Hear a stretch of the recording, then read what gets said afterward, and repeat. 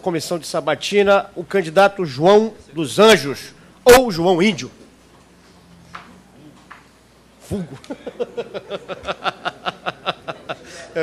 O vulgo fica meio complicado, né? Antes de começar, eu só queria fazer uma observação.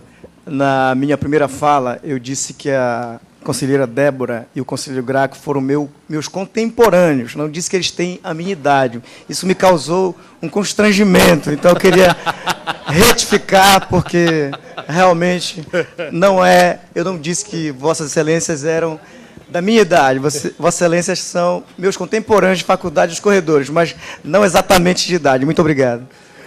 Vamos lá, conselheira Janaína Calandrini.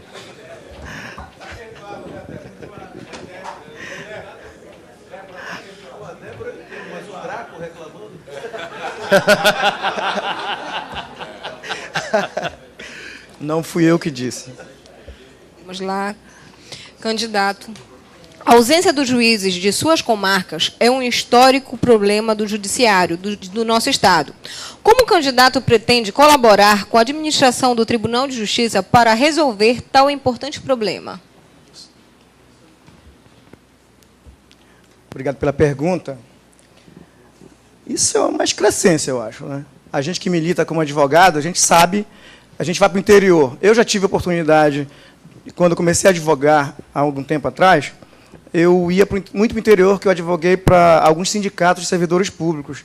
E congelamento, atraso de salário, algumas situações funcionais, aviltamento de situações funcionais de prefeituras, de câmaras municipais, enfim, nós precisávamos de um remédio imediato. E, às vezes, o fim de semana, o juiz não está na comarca. Então, eu entendo que isso é um problema grave. Um problema grave.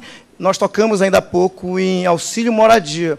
Não é razoável o juiz receber o auxílio moradia e, às quintas-feiras, vir para Belém. A gente, quando vai fazer... Eu já fiz audiência em alguns municípios, Marabá, Parauapebas, enfim, e a gente vem com o juiz no mesmo voo. Quer dizer, qualquer demanda que ocasionalmente tenha no final de semana, teremos problemas. Eu, certa altura, também militei no município de Santa Luzia do Pará, e lá a gente não conseguia falar com o juiz no plantão. Detalhe, o juiz recebe uma gratificação de plantão, ainda tem mais esse agravamento, né? Além de receber auxílio moradia, além de receber todos os subsídios, ele ainda recebe uma gratificação pelo plantão, e não está lá no plantão. Então, eu acho que isso é uma medida séria, e eu, como representante do 5º, adotarei providências para coibir esse tipo de comportamento, de procedimento, que eu acho que é incabível. O juiz faz o concurso, ele tem que residir na comarca, tem que estar todo dia na comarca. E, se ele não estiver, instaure-se o procedimento administrativo cabível e responsabilize-se. Tem aquela velha frase, dê a Chico e a Francisco o mesmo tratamento. É esta a minha opinião sobre o assunto. Obrigado. Conselheiro. Conselheiro Robério de Oliveira.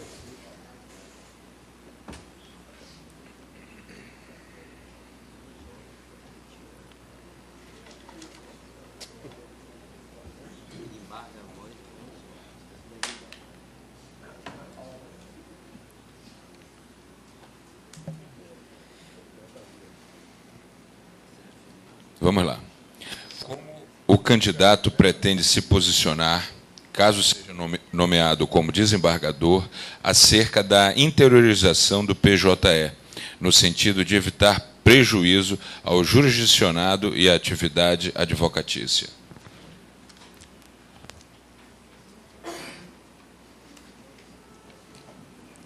Muito obrigado pela pergunta. Olha, eu, particularmente, exerci um mandato de 2 anos no TRE e eu sou amplamente favorável ao peticionamento eletrônico, ao PJE, enfim. E acho que fui um precursor de uma decisão, de um processo em que as partes produziram provas através de documentação online e veio a recurso no tribunal e o advogado sustentou que era impossível você considerar esse tipo de prova, porque a parte não teria tido condições de abrir os arquivos. Eu abri o arquivo, estava funcionando perfeitamente, a contrafé também. E sou defensor, e foi provido o recurso, enfim, com base no que eu sustentei. Neste caso específico, eu sou amplamente favorável. O problema é que, há uns 3 ou 4 anos atrás, fui fazer audiência em Santarém, e a internet lá não estava funcionando 2 dias ou 3 dias seguidos. No gabinete da juíza não estava funcionando. Então, não tem como você exigir o cumprimento de prazo, você exigir intimações, todo o rito processual, sem criar as condições, que eu acho que é esse o problema, né? Você instaura um procedimento novo de acompanhamento processual, enfim, de tramitação processual, mas não faz antes, adota antes, os procedimentos elementares para que esse negócio funcione. Esse, eu acho que é o problema hoje que nós vivenciamos com o peticionamento eletrônico e o processo virtual, propriamente dito. Aí, também, acho que nós temos que parar, racionalizar essa questão, chamar, instaurar, e agora tem um problema, né, no tribunal, mais recentemente, alguém falou aqui no sistema de comprar o sistema. O tribunal, atualmente, adota um sistema, ele não pagou mais um processo, e os próprios servidores fizeram um procedimento, um controle processual, que é o Libra, salvo engano o nome. Este processo, eu passei maus lençóis para obter as certidões lá em Ananindeua, aqui logo. Não passou 1 semana sem funcionar praticamente o Libra. Eu tive toda a dificuldade do mundo para receber certidões. Era só para localizar o processo e certificar que eu participava como advogado. Então, eu sou favorável, acho que na era que nós passamos, é a área de informatização, enfim, meu filho tem um tablet de 7 anos que mexe melhor que eu acho que a gente tem que estimular isso, mas eu acho que tem que criar as condições objetivas para funcionar, para que não haja prejuízo às partes e o próprio advogado. Acho que esse é o sentido da minha resposta. Conselheiro Jefferson Barcelar.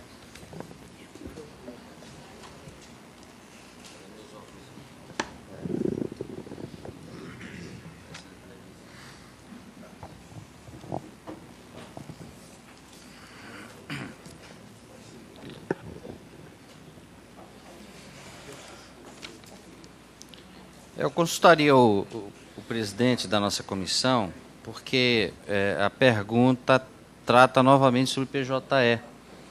Se eu retiraria uma outra pergunta... Sim. Se é a mesma pergunta, pode sortear. Por isso que nós fizemos um número maior de perguntas, né? São 48 perguntas, nós fizemos mais de 60 perguntas justamente para evitar esse tipo de situação.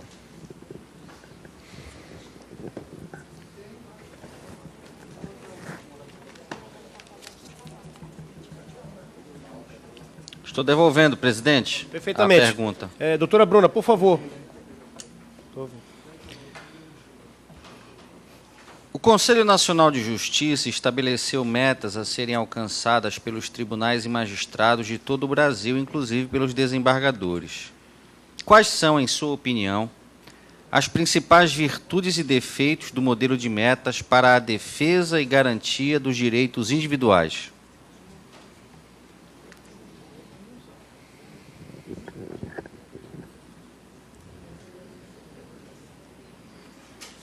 Senhores conselheiros, eu milito há algum tempo na Justiça Eleitoral. Na Justiça Eleitoral, nós temos prazo de 24 horas para contestar. Está positivado, tem alguns advogados que militam na Justiça Eleitoral aqui. Nós temos 24 horas, tem prazo para o Ministério Público devolver o processo, é tudo rapidamente. Os prazos, aos sábados, domingos, feriados, nós não temos descanso, né? Eu, particularmente, e tem metas. Além disso, nós recebemos, acho que mensalmente, se eu não estou enganado, relatórios sobre a tramitação de todos os processos que estão no nosso gabinete. Alguns em azul, preto, vermelho, estão identificados por cor, para a gente saber quantos dias estão no gabinete do juiz eleitoral. Funciona perfeitamente. Óbvio que tem algum tipo de atraso, eventualmente, porque o sistema não é perfeito. Mas eu acho, e as metas são, eu entendo que são razoáveis. O estabelecimento de metas, sim. E, no caso do TRE, foram estipuladas metas tanto do CNJ quanto do próprio tribunal. E você tem um controle absoluto do que está no seu gabinete. Então, eu acho que, além da meta do CNJ, nós estabelecemos metas de gabinete e do próprio TRE. As pessoas que militam, os advogados que militam na Justiça Eleitoral sabem que isso funciona. Então, eu, particularmente, sou favorável, não como uma camisa de força, obviamente, mas observando-se os princípios da razoabilidade também, né, porque há também peculiaridades. Tem casos, por exemplo, as ações de investigação judicial eleitoral, estou tratando especificamente na seara eleitoral, processual eleitoral, que tem que instruir, tem toda a questão de dilação probatória, que, às vezes, remete a algum tipo de tempo a ser observado. Mas eu, particularmente, concordo, eu acho que tem que ter realmente, e eu acho que se falou ainda há pouco sobre o fato de o magistrado estabelecer também, se qualificar, escolher os assessores que sejam qualificados também, e acho que ele deve imprimir no seu próprio gabinete as metas dele também. Candidato, acho que metas, elas são bem-vindas no meu entendimento. Se Vossa Excelência quiser encerrar. Concluindo, então, eu acho que as metas são bem-vindas. Eu não discordo, não. Acho que é razoável a gente adotar esse tipo de procedimento. Conselheiro Denis Serruia.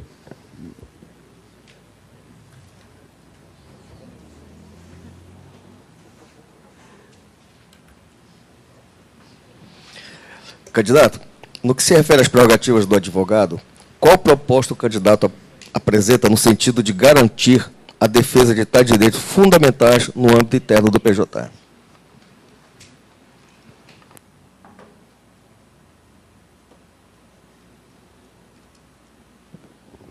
Vai ser um tema batido e rebatido neste debate aqui, né? É o seguinte, eu, na minha primeira fala, disse que defender prerrogativas, para mim, é questão de princípio. É princípio defender prerrogativa, até porque eu vivo da advocacia, eu sempre vivo da advocacia, então eu não vou permitir que eu seja aviltado em minha prerrogativa. Aconteceu uma vez comigo.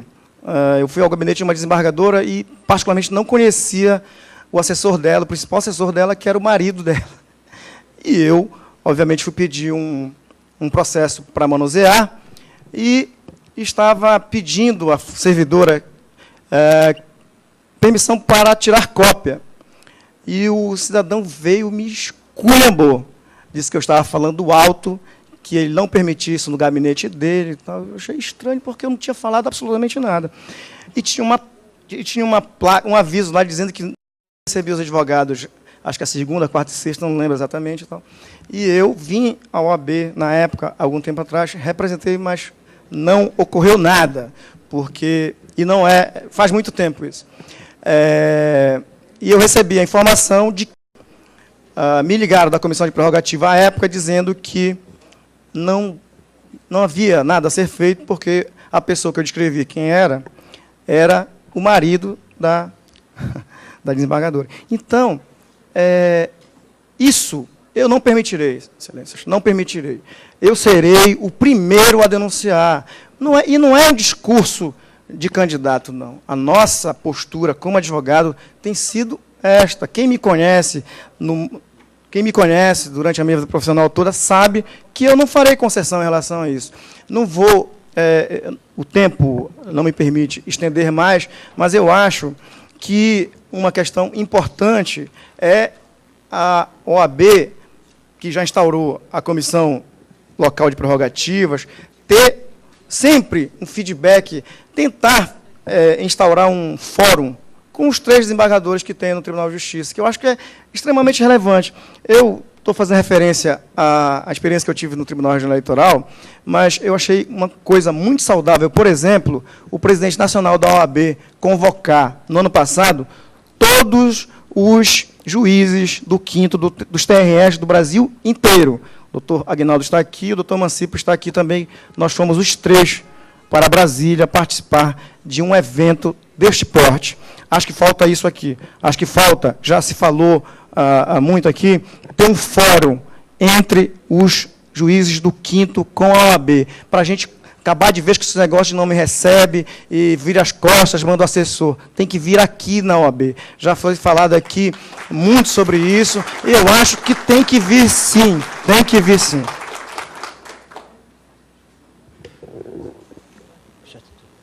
Encerrada a participação do candidato João Índio, parabenizo Vossa Excelência pela sua atuação aqui no dia de hoje.